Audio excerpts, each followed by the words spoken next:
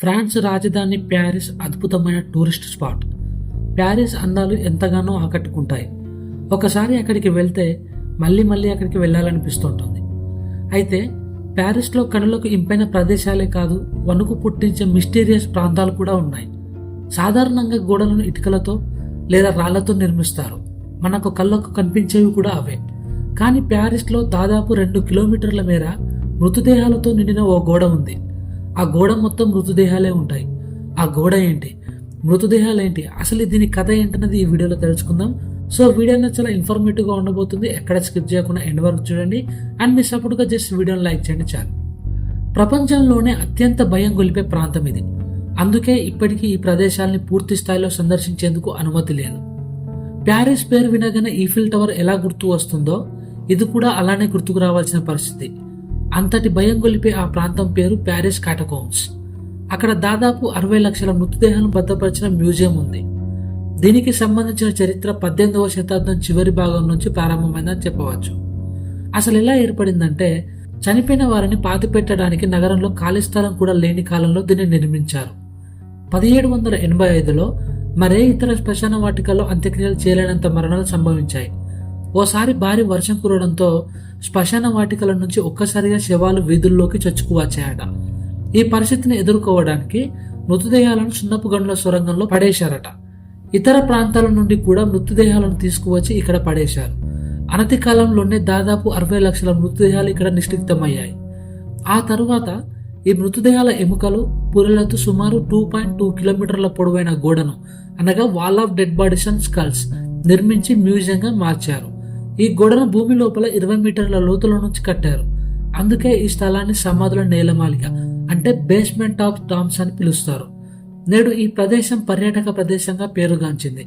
దీనిని చూడటానికి ప్రపంచవ్యాప్తంగా సదరు ప్రాంతాల నుండి వేల సంఖ్యలో పర్యాటకులు వస్తూ ఉంటారు. చనిపోయిన వారి ఎముకలు పుర్రెలతో నిర్మించిన 2.2 కిలోమీటర్స్ పొడవున్న ఈ మొత్తం గోడ దాదాపు 800 హెక్టార్లో విస్తరించి ఉంది.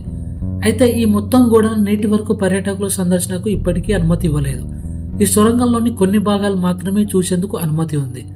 ఏది ఏమైనప్పటికీ సమాధులను చూస్తేనే వెన్నులో వణుకు పుడుతుంది. అలాంటిది ఏకంగా అస్థిపంజరాలతో కట్టిన ఈ గోడను చూసేందుకు పర్యాటకులు ఎలా ఆసక్తి చూపిస్తారన్నది ఆశ్చర్యమే. మరి సేమ్ ఇలాంటి భయంకరమైన ప్లేస్ మన ఇండియాలో కూడా ఒకటి ఉంది. అదే రాజస్థాన్ లోని అల్వర్ ప్రాంతంలో ఉన్న బంగారు కోట.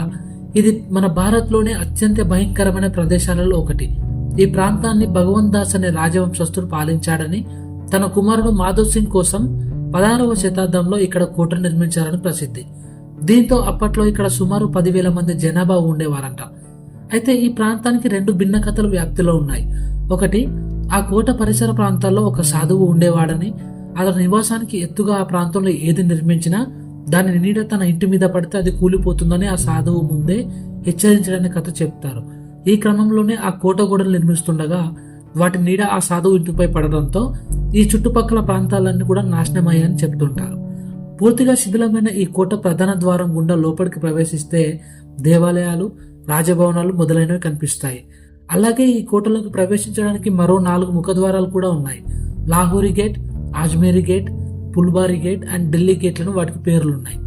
ప్రధాన ద్వారం ప్రవేశం వద్దే హనుమాన్ ఆలయం, గోపీనాథ్ ఆలయం, సోమేశ్వర ఆలయం, కేశవరాయ్ ఆలయం, మంగళదేవి ఆలయం, గణేష్ ఆలయం వంటి ఇప్పటికీ చెక్కు చెదరకుండా ఉన్నాయి.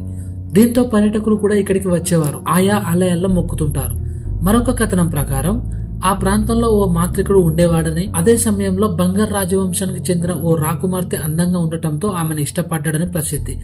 దీంతో ఆ రాకుమార్తెను తన వశం చేసుకునేందుకు ఒక మంత్రం ప్రయోగించిన రసాయనం ఆమెకి ఇవ్వగా దాన్ని ఆమె నేలకేసి కుట్టడంతో ఆ మాంత్రికుడితో పాటు ఆ ప్రాంతం నాశనమైందని చెప్తారు. ఆ మాంత్రికుడు చనిపోయే ముందు ఆ ప్రాంతం అంతా భూస్థాపితం అవుతుందని చెప్పించినట్లు చెప్తారు. ఈ 2 ఆ బంగారు కోట సమీప ప్రాంతాల్లో చెప్పే కథలు. ఇవి ఎంతవరకు నిజమనేది తెలియకపోయినా అక్కడ మాత్రం బాగా పాపులర్. నిజ జీవితంలోనూ ఇలాంటి భయంకరమైన ప్రదేశాలు ఉన్నాయంటే నమ్మబుద్ధి కాదు. కానీ దీని చరిత్ర తెలిస్తే ఎవరైనా అవునని చెప్పక తప్పదు. ఇక్కడ చెప్పే కథలు పుకార్లో గానో లేక కట్టుకథలు గాని కొట్టిపారేయలేం. ఎందుకంటే ఇక్కడ రాత్రిపూట భయంకరమైన ఏడుపులు వినిపిస్తాయని స్థానికులు చెబుతుంటారు.